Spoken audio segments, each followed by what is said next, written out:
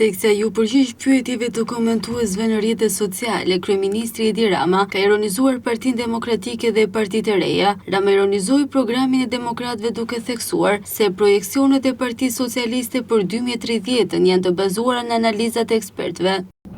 Dhe këto nuk janë as llafe, as 3D, as fushata, as mitingje. Këto janë të vërteta, shumë kokëforta të transformimit ekonomik të këtij vendi. Këto janë projeksione të mbështetura në analizat e ekspertëve të Ministrisë Financave dhe të ekspertëve ndërkombëtar me të cilët ne punojmë. Dakord se prej kohësh me ne këtu me mua punon kryekëshilltari ekonomik i kancelarës gjermane dhe një profesor shumë i nderuar, drejtues i qendrës për zhvillim ndërkombëtar të Harvardit.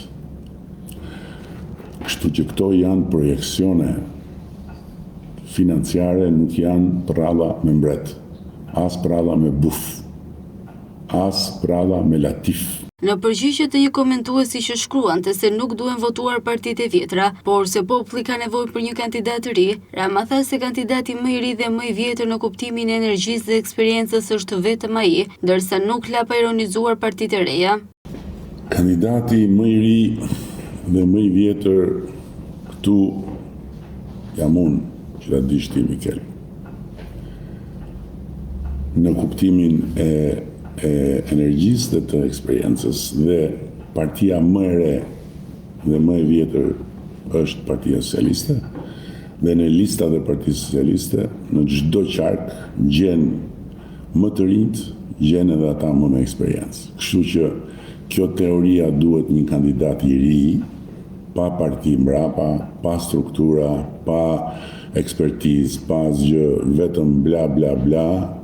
Imitacione të një partie që ishte ndjes past dhe i dje e treta e vërteta dhe që u bë bara dhe halli i madh i politikës shqiptare, nuk ka nevojë Shqipëria.